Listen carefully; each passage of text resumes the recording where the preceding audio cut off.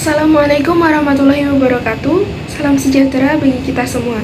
Yang terhormat kepada Bapak Agus Wahyudi, SHIMM, selaku dosen pengampu mata kuliah Fikih Ibadah UIN Raden Mas Said Surakarta, dan teman-teman yang berbahagia. Pada kali ini, marilah kita panjatkan puji syukur kehadirat Allah Subhanahu wa Ta'ala, Tuhan yang Maha Esa, yang telah memberikan rahmat dan hidayahnya. Salawat serta salam selalu tercurahkan kepada Nabi kita, Nabi Muhammad SAW, yang semoga kelak kita mendapatkan syafaatnya di yaumul akhir nanti. Pada kesempatan kali ini, kami dari kelompok 3 akan mempresentasikan hasil diskusi kami mengenai teori sholat fardu dan analisis praktek sholat fardu. Dan sebelum memulai presentasi kali ini, izinkan saya memperkenalkan anggota dari kelompok 3 terlebih dahulu. 1. Zulfa Syufaatun Nisa, NIM 215-221-204 sebagai presentator kedua. 2. Amara Angga Aprilia, NIM 215-221-216 sebagai presentator keempat. 3. Putri Juniarti, NIM 215-221-226 sebagai presentator keempat. Kemudian 4. Resti Widya Septiani, NIM 215-221-235 sebagai moderator dan presentator pertama.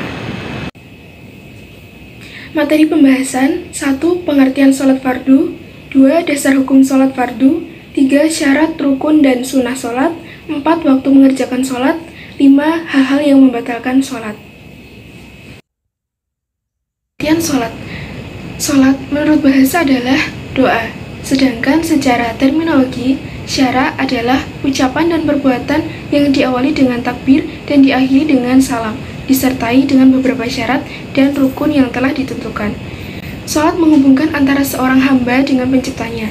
Sholat dapat menjadi media permohonan pertolongan dalam menyingkirkan segala bentuk kesulitan yang ditemui manusia dalam perjalanan hidupnya.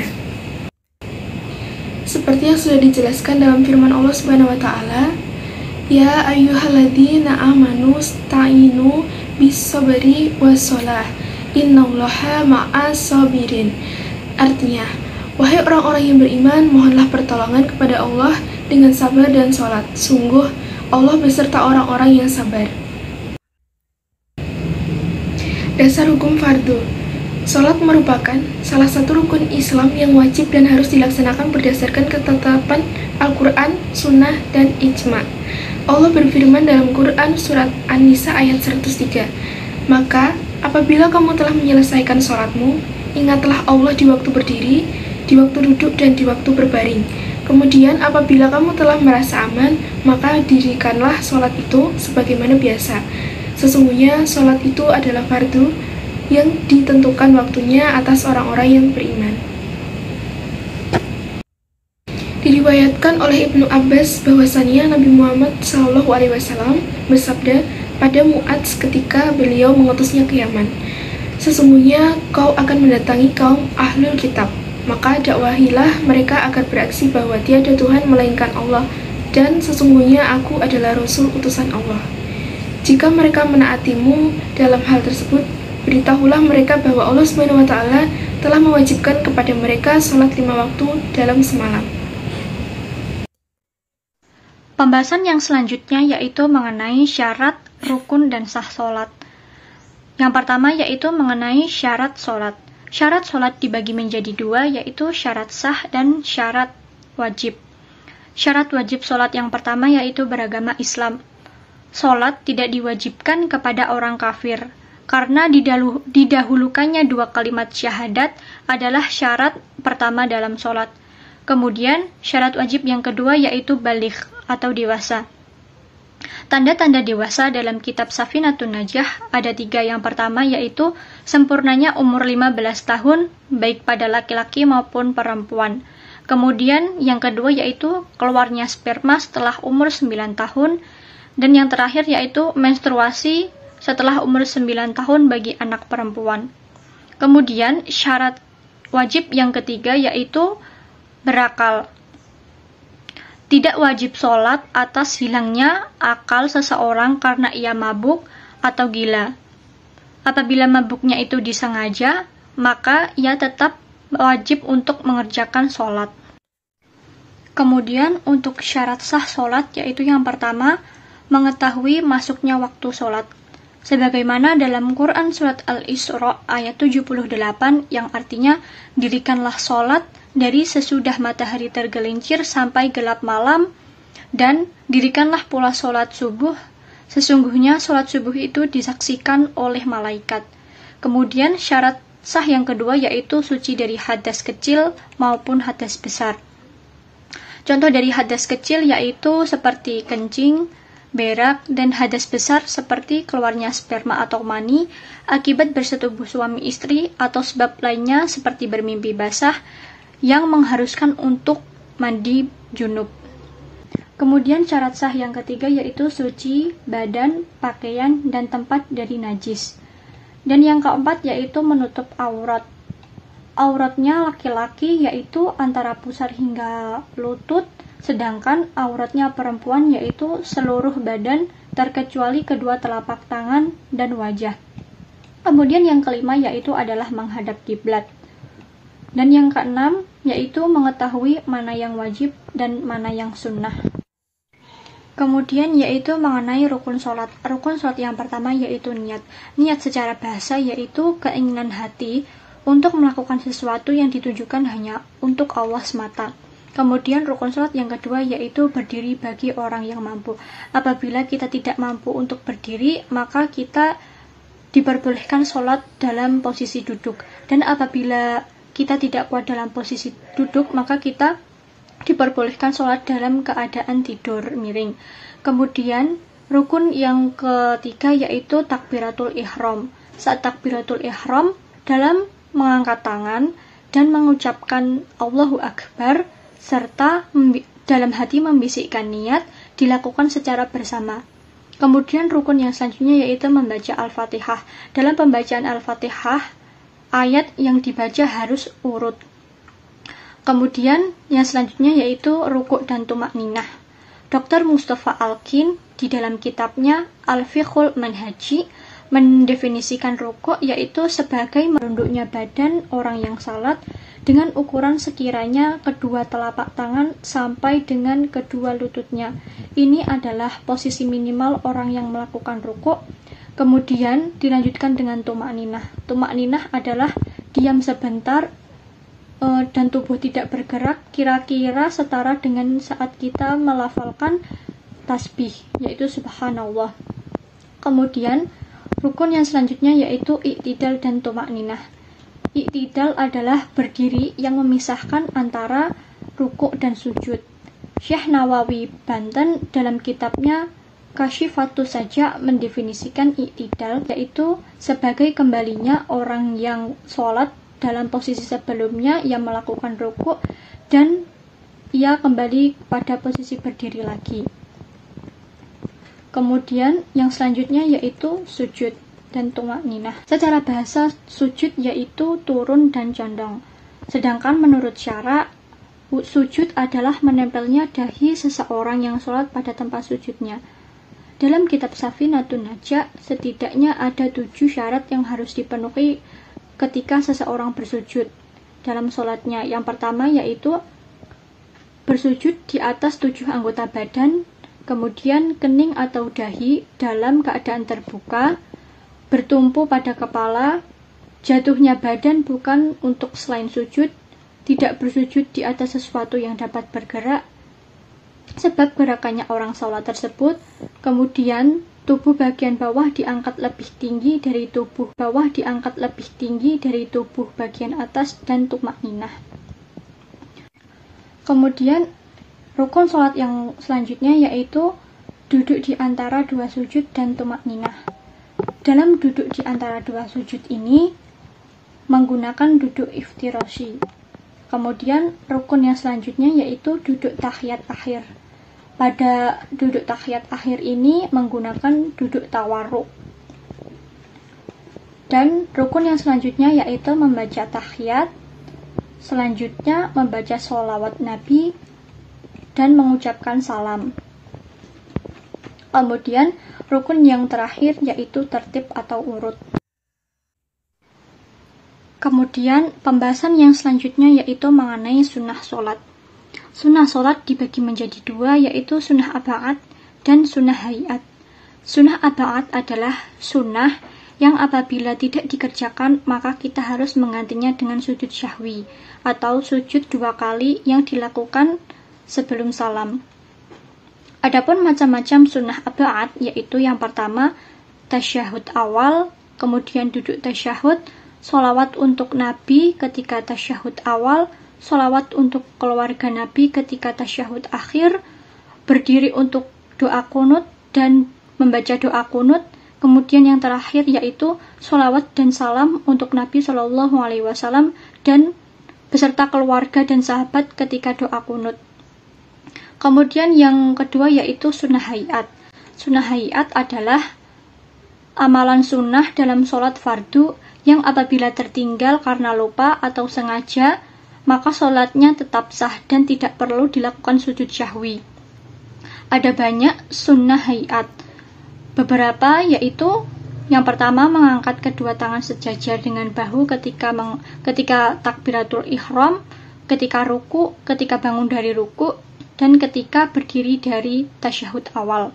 Kemudian mendekapkan tangan kanan di atas tangan kiri, kemudian membaca doa iftitah, membaca ta'awudz sebelum al-fatihah, serta membaca ta'min atau amin sesudah al-fatihah.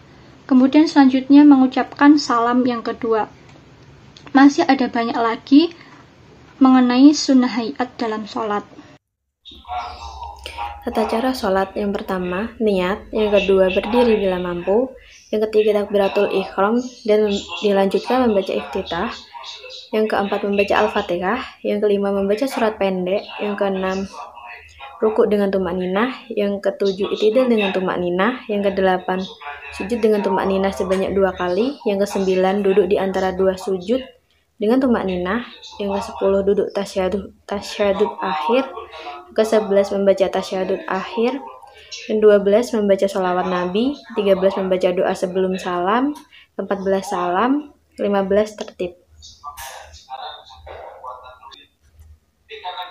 Waktu sholat fardu. Yang pertama, sholat duhur.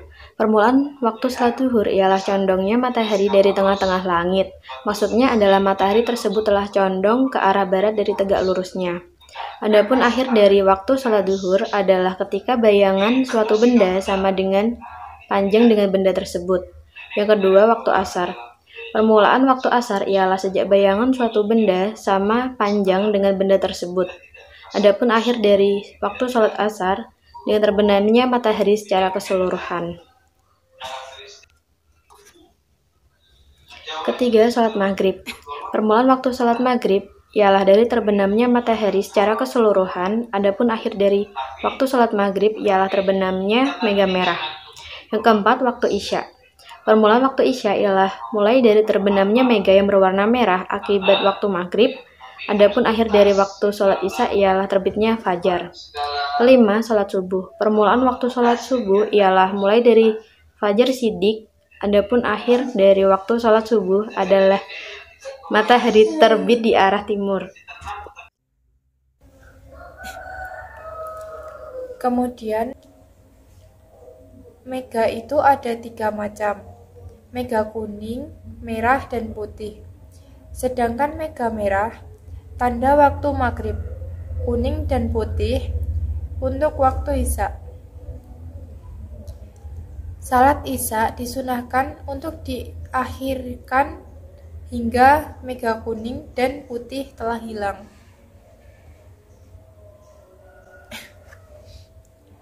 Adapun sholat bisa dikatakan ma'ruf apabila tanpa ada penyebab sama sekali dalam beberapa waktu. Dalam kitab Safinatun Najah terdapat 5 waktu, yaitu saat matahari terbit sampai naik kira-kira sama dengan ukuran tongkat atau tombak. Ketika waktu istiwa sampai tergelincirnya matahari selain hari Jumat. Kemudian ketika matahari berwarna kekuning-kuningan sampai tenggelam. Kemudian sesudah sholat subuh sampai terbit matahari. Kemudian yang terakhir, sesudah sholat asar sampai terbenamnya matahari.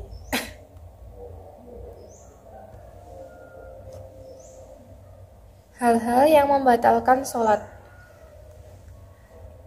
Yang pertama, meninggalkan salah satu rukun atau sengaja memutuskan rukun sebelum sempurna.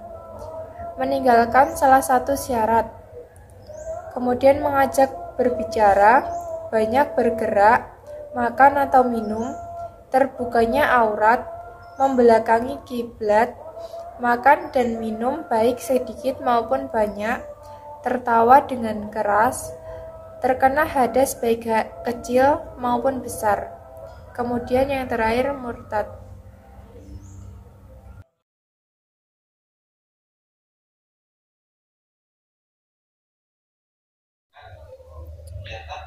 Niat sholat fardu. Yang pertama, sholat subuh.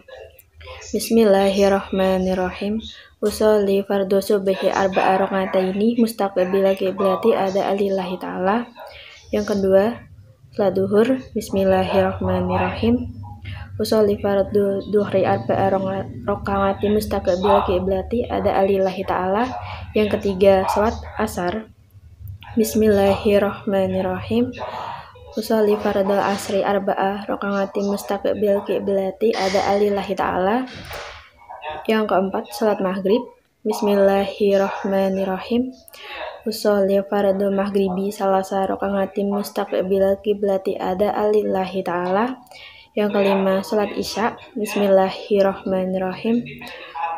Usolli fardhu isya'i arba'a rakaati mustaqbil qiblati ada alillahi ta'ala.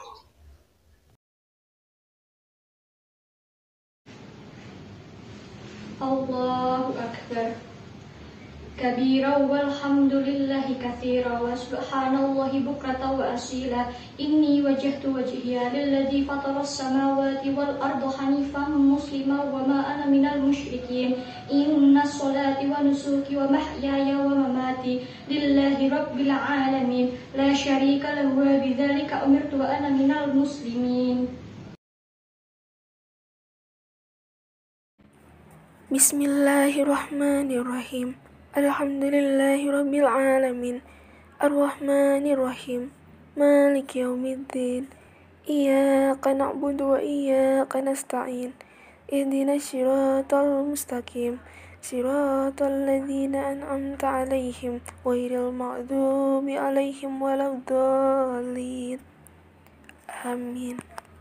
Bismillahirrahmanirrahim.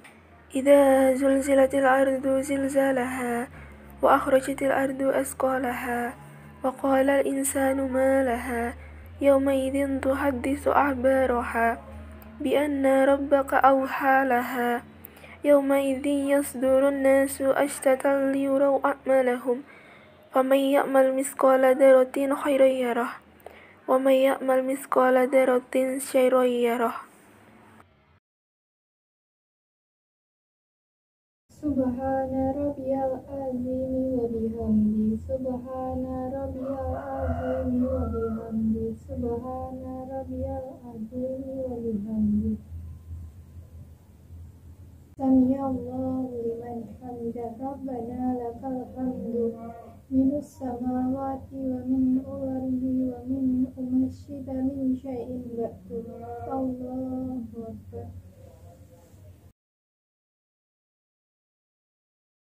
Allahu Akbar.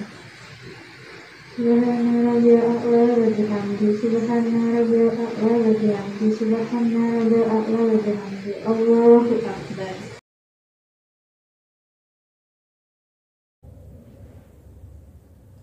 Rabbi firli warhamni wajburni wahfani wajhubni wahdini wa'afini wa'fu'ani.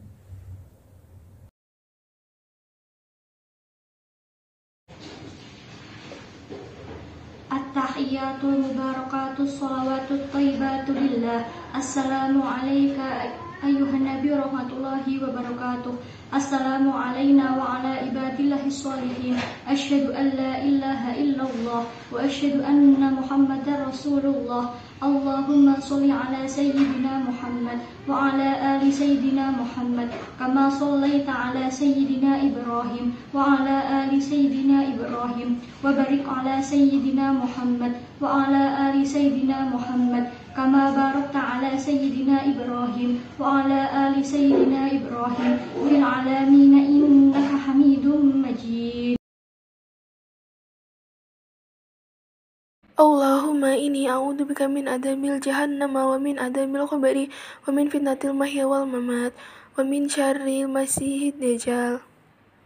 Assalamualaikum warahmatullahi wabarakatuh. Assalamualaikum warahmatullahi wabarakatuh. Akhirnya kita telah sampai di penghujung presentasi. Ada beberapa poin penting yang sudah dibahas, seperti apa itu hukum fardu dalam sholat fardu, bagaimana syarat, rukun, dan sunnah sholat fardu yang harus kita ketahui sebagai seorang muslim. Sebelum saya akhiri presentasi kali ini, saya ingin mengingatkan kepada teman-teman semuanya untuk selalu menjaga kesehatan dan mematuhi protokol kesehatan. Dengan begitu, semoga kita semuanya diberikan kesehatan oleh Allah Subhanahu wa Ta'ala. Dan untuk teman-teman yang ingin bertanya, silahkan menuliskan pertanyaannya di kolom komentar yang tersedia. Sekian presentasi yang dapat kami sampaikan. Saya mewakili kelompok 3. Mohon maaf apabila ada salah kata. Wallahul muwaffiq ila aqwamit thoriq. Wassalamualaikum warahmatullahi wabarakatuh.